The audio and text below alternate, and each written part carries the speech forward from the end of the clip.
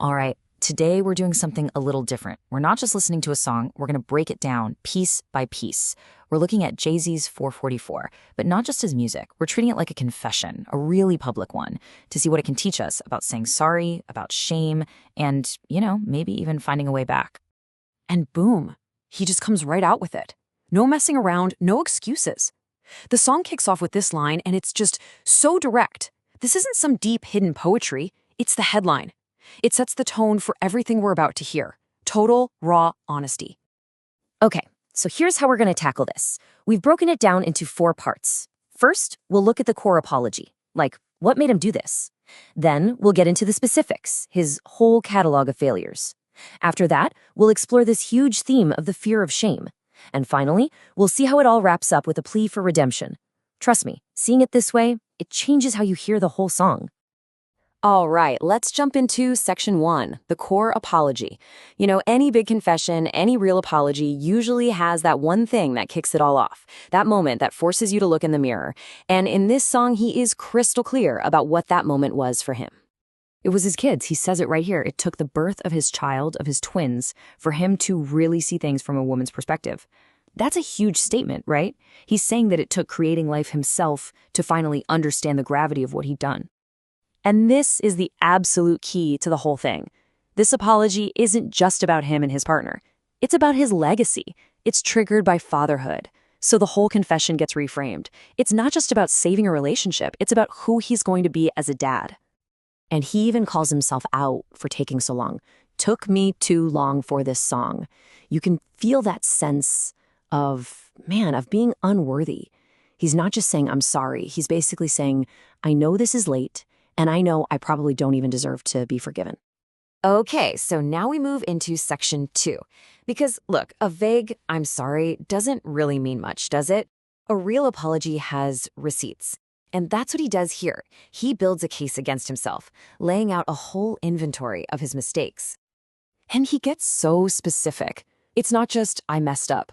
It's this whole pattern of behavior. He talks about womanizing, harassing her in public in Paris, even a botched proposal where he was more worried about himself. And at the root of it all, just not being there, physically or emotionally. And what's really important is that he takes full responsibility for why he did these things. He doesn't blame his fame or stress or anything else. He points the finger right at himself. You matured faster than me. I wasn't ready. He's admitting that the problem was his own immaturity, plain and simple. This is where it gets really deep. The apology isn't just about his actions. He diagnoses his own internal state. He calls himself emotionless. Think about that. He's confessing not just to what he did, but to the kind of person he was, someone who was so disconnected he could play with another person's heart. So that brings us to the consequences. The song kind of pivots here. It moves from talking about the past to worrying about the future, and it's all centered on this deep, deep fear of shame, specifically shame in front of the very people who caused this whole thing, his kids. I mean, wow. This might be the most raw, honest moment in the whole song. The thing he's most afraid of isn't losing his wife or his fortune, it's his kids looking at him differently. The thought of them not seeing him the same way, he says he would die with all the shame. That is heavy. And he can already hear the question they're going to ask him one day. You did what with who? It's so simple, so direct.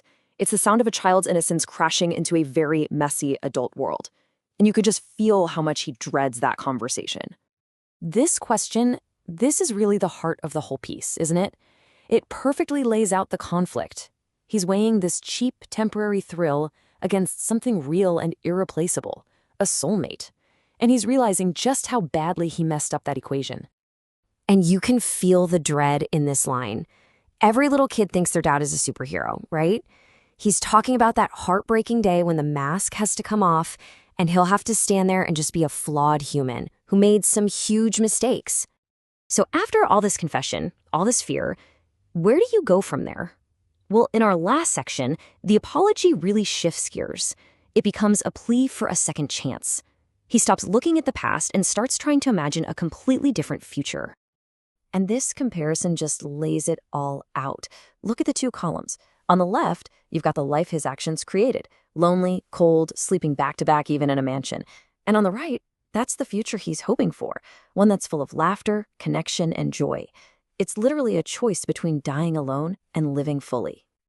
And then you get this line, which might be the realest moment of all. It's so simple and has zero ego. I suck at love. After all the clever wordplay, this one blunt admission of just failing, it hits you right in the gut. It's what asking for a do-over sounds like. But he knows just saying sorry isn't enough, so he actually proposes a plan. He makes promises. This isn't just wishful thinking. It's a commitment to do the work. He's saying, I will be emotionally available. He's offering a blueprint for how he's going to be different. And then, in this really brilliant final move, he brings the focus back to her. He imagines what she's thinking. He gets that for her, it's about all the time she lost, wasted on what he now calls basic stuff. It shows he's not just thinking about himself anymore. That's real empathy. Which leaves us with this one big question hanging in the air. We've taken this whole confession apart, right? We've seen why he did it, what he's afraid of, what he's hoping for. But at the end of the day, is a confession actually enough? Can words, no matter how honest or beautiful they are, really fix what's been broken? Something to chew on.